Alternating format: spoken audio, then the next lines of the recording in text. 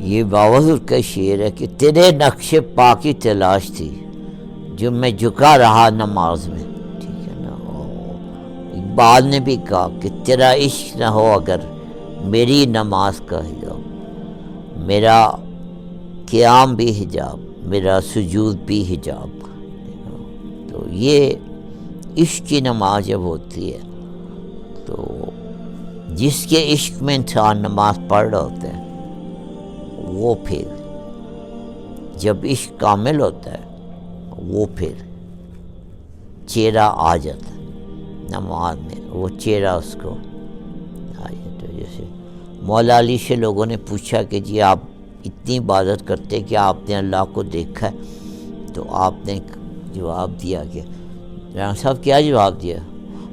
میں نے اس ذات کو کبھی سجدہ نہیں کیا جب تک میں نے اللہ کو دیکھا نہ ہو۔ جی جی، انہوں نے الٹا سوال کر دیا کہ تیرا خیال ہے کہ میں اس کی بات کرتا ہوں جس کو میں نے دیکھا ہی نہیں؟